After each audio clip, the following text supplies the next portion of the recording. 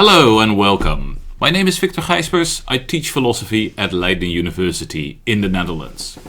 In this video I want to talk about Richard Rorty, a well-known American pragmatist philosopher who died in 2007. And in particular, I want to talk about Rorty's views about truth. Now, truth is actually maybe the topic on which Rorty has been most often criticized. He has been criticized by people who either claim that he doesn't believe in truth, right? Maybe he wants to do without truth or something like that.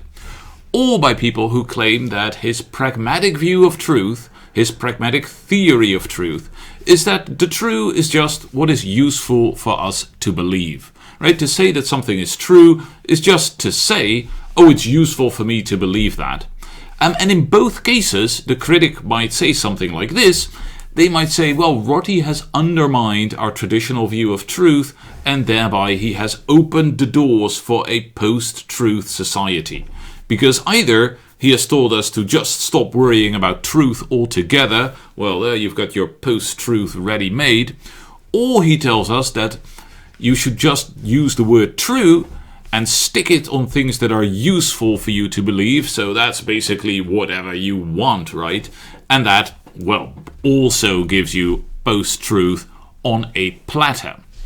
Now, what I want to do in this video is I want to explain what Rorty actually tells us about truth. And in explaining what Rorty actually says about truth, I think it will become more than abundantly clear that he is not opening the doors towards a post-truth society. So, the first point I want to make is that Rorty does not call, I think, ever for revising in any radical way how we use truth in ordinary speech. Right, so let's forget about philosophy for a moment, and specifically philosophical theories. Right, in ordinary contexts, we use the word true to say things like, well, what you're now claiming isn't true. Or, well, you shouldn't believe everything that a large language model tells you because it's not all true. Or stuff like that, right? And Rorty has no problem with that. I will see how that works in more detail in a moment, but I just want to stress Rorty does not want us to revise how we use truth in ordinary contexts. In fact, Rorty only wants us to change how we talk about truth in specifically philosophical contexts. Now, there are a lot of articles where he is talking about philosophical theories of truth, or he is talking about how philosophers have talked about the relation between truth and justification, or truth and inquiry, and inside these texts about philosophical theories, he sometimes writes a sentence like, we should stop talking about truth. And if you take that away from the context and you just show it alone, then it looks as if Rorty wants to say, don't bother about truth, stop using the term, whereas he was actually only making a point about a specific debate in philosophy. So, I'll get back to those specific debates in philosophy as well, but I want to stress this first. Right? One of the reasons, I think, that Rorty has been so often misunderstood is that people don't realize that when he makes a particular claim, he is talking to other philosophers. And if you read the entire book or the entire paper, this is usually clear. But if you pull out some small quotes, then it's not clear. And Rorty seems to be saying things that are much weirder than what he is actually trying to express. So, what is it, according to Rorty, that the term true is good for? Right, and I will move on to the philosophical discussions later on. But first we're going to look at why, in ordinary speech, we want to use the word true. Now, Rorty tells us that there are at least three completely legitimate ways for using the word true. The first is to condone or affirm something. Right? If you say something and I say that is true, what I'm basically doing is I'm just condoning or affirming your proposition. I could also give you a book and say, well, everything in this book is true. Right? That's a very useful, quick way for me to condone everything that's in the book, so I don't have to sort of read it out and take up all those propositions myself. This affirming use of truth, Rorty is completely fine with it, and it's philosophically unproblematic, right? You say snow is white, I say that's true. I could also have said snow is white, right? Looking at you with a smile, showing that we agree. There's no philosophical mystery there, according to Rorty, and there's basically no problem. Okay, second use of truth that Rorty thinks is unproblematic. This is a little bit more technical. It's something that you'll find in maybe philosophy of language or linguistics. It is what Rorty calls the disquotational use of true. What that means is that, like, when we mention a sentence, putting it between brackets, maybe a sentence in another language, right? So we can use the standard philosophical example and say in German that snow is white. We say Schnee ist weiß. Or I'm Dutch, I'll say it in Dutch. Sneeuw is wit. Sneeuw is wit. Now, if I want to explain to you, maybe you don't speak Dutch, if I want to explain to you the meaning of that sentence, I could say this. I could say, sneeuw is wit is true just in case snow is white. Aha. And then you know exactly the meaning of my Dutch claim, because I have told you that its truth conditions are the same as the truth conditions of snow is white, and so arguably, at least on certain theories of semantics, they have the same meaning. Okay, so that's something we might want to do in linguistics, in translation, in philosophy of language. Rorty thinks it's fine, doesn't pose for him any major philosophical puzzles. Now, the third use of truth is where it becomes most interesting. And again, Rorty condones this use of truth. He thinks it's good, he thinks it's right, he thinks we need it. But this is where philosophical puzzles for Rorty and his opponents start coming in. It is the use of truth that Rorty calls the cautionary use. Right? So we can use the word truth to caution, to make people aware of a danger. Here's what we might say, for instance. We might say, our evidence for this theory is very good, but it might not be true. Or we could say, everyone in our community believes this, but it might not be true. Right? We can say that, and Rorty thinks it's important that we can say that. Right? Why? Well, it's a cautionary use. It points us towards a danger, and the danger is that we will be so self-satisfied that we stop having an open mind and stop looking at new evidence and become unwilling to reassess the claim. And so the point for Rorty of the cautionary use of truth is to say, no, however good something looks to us right now, right? Maybe we have great evidence for it, we have the best justification we ever had, everybody agrees about it, still, we need to keep an open mind.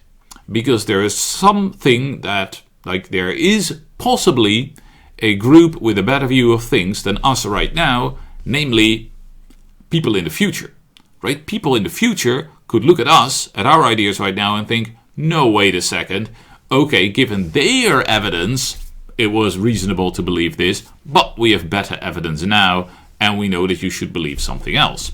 Or yeah, given the ideas that they had, this seemed obviously true, but we have had some creative insights since then, and now we know that you should think about it in this and that way. And for Rorty, this is super important. Right? For Rorty, it is absolutely crucial that we always keep our convictions open to the future. So that is what the cautionary use of truth is for, according to Rorty. We can't do without the word true, without this use of the word true, because we need to be able to express to ourselves and others that whatever reasons we have for believing something right now, better reasons might arise in the future. Okay.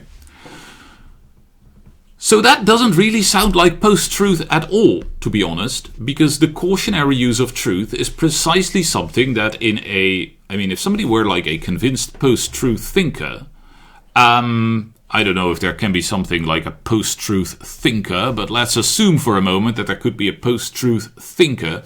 Well, that would surely be somebody who does not use the cautionary use of truth, right? Who is not in the habit of saying, well, of course, that's what I believe right now, but maybe better evidence will come in the future. I think the whole point probably of being post-truth, if anybody consciously is that, is that you just want to affirm things, that you just want to use the language of affirmation and truth without taking up any of the burdens. And the cautionary use of truth that Rorty is pointing at precisely involves a burden. The burden to reassess the evidence when new evidence comes in, the burden to reassess our ideas when new ideas come in, when creativity has been at work. That is a burden that for Rorty it is absolutely essential that we take up. And that, I suppose, post-truth, precisely consists in not taking up that kind of burden, right? You don't want to burden yourself. So, Rorty is always interested in the future. Now, what is the philosophical debate then about?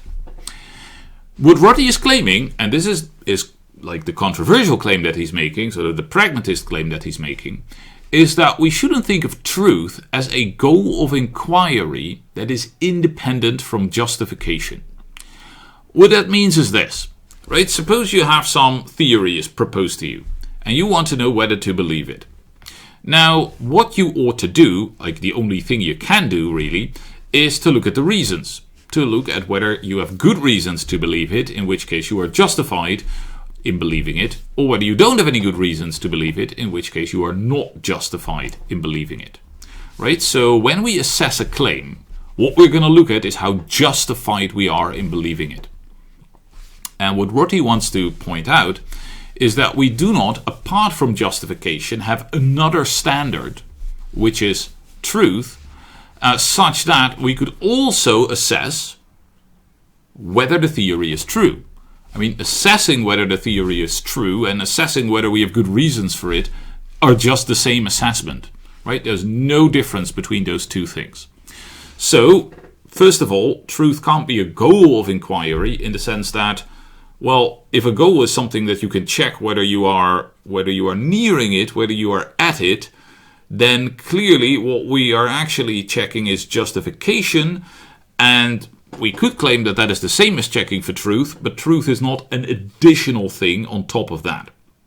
Right? And for Rorty, the great advantage of justification is that it shows you, like on the surface, that it is contextual. Right? To be justified in believing something, well, that's going to depend on your current state of knowledge, the current ideas that you have, the current people, probably, that you are in contact with. Like whether they think your reasons are convincing, whether your peers think your reasons are convincing, that's going to be important in assessing whether you are justified in believing something or not. Not that your peers are always right, but surely you should take their opinions and their ideas and their counter-arguments, for instance, into account. So justification seems to be social, it seems to be contextual, it seems to be historical, and that's where we actually are, right? Any assessment is social, contextual, historical, and the word truth has this danger that it suggests that we can pull ourselves out of that context, out of history, out of the social, into a direct relationship with reality, which for Rorty, that's just not there, right? Yes, we are interested in getting things right, but the only way that we can assess that is by using standards that are our current standards. And what we can do is use the word true in its cautionary way to point towards a future where hopefully things will have improved, right? Hopefully we will have better ideas, better standards, better evidence. That's important. That is the critical element of any situation that we're in, right? We can't be self-satisfied. We have to strive towards improving our epistemic situation in the future. Okay, so truth is not a goal of inquiry in the sense that we can assess it independently of justification. And truth is not a goal of inquiry in the sense that Rorty really doesn't want us to think of truth as a place we can arrive at, as like the ideal end of inquiry, as some early pragmatists, especially Peirce, have said, but also, just in general, we shouldn't think of the truth as a place we can arrive at that's, gonna make itself obvious to us because then we are finally happy or perfect or whatever. And it is precisely because the cautionary use of true is so important for Rorty that he doesn't want to think of the truth as a place we can arrive at. I mean, the whole point for him of using the word true is to keep an open mind towards the future. Right? Whereas if you claim, oh, I've arrived at the end point, at the destination, then you're no longer doing that. So these are two reasons why Rorty wants to say that truth is not the goal of inquiry. We shouldn't think of it as a place that we arrive at. And anyway, it doesn't give us a standard of assessment that is different from the standards of justification. And then finally, in these philosophical discussions, Rorty thinks that truth is often used as a kind of explanatory term, but he doesn't think that it works. So somebody could say, aha, well, the reasons that my scientific theories work so well is that they are true. Right? And they're trying to explain why the scientific theory works so well by invoking its truth. And Rorty thinks that that is a crap explanation. It is a crap explanation, I suppose, in part because, well, we believe it is true because it works so well, right? I mean, if anything, the conceptual relation is the other way around, and claiming it is true is just paying an empty compliment to your theory, which doesn't go beyond the fact that you are trying to explain, right? I've got a theory, it works well, that's great. That's the only reason that I call it true, right? It works well, and that's why I call it true. Or maybe I want to say, well, it works well, but I don't know whether it's true, right? I might want to use the cautionary use of truth, but okay, let's suppose that I'm feeling happy, I'm in a debate, I'm saying, no, my theory is true. Why? Well, my evidence is that it works so well. To then turn things around and say, yeah, and it works so well because it's true, is for Rorty just to pay an empty compliment. Now, I'm not claiming that you have to agree with Rorty on truth, but I think it is in many ways a fairly convincing package of views, which crucially does not undermine the critical nature of thinking. On the contrary, right, the way that Rorty wants to use the word true is precisely to emphasize the critical nature of thinking. And there are very interesting philosophical debates to be had here about the use of the word true, but we can only have them if we understand each other, and if we understand the different positions that are in there. And it's really the case that somebody like Rorty, and maybe some other pragmatist philosophers as well, got a very bad rap. Right? They have been misapprehended and misexplained so often that it's really hard to get a good discussion going about pragmatist views on truth. And I hope that this video is a small step in the right direction. Thank you for listening.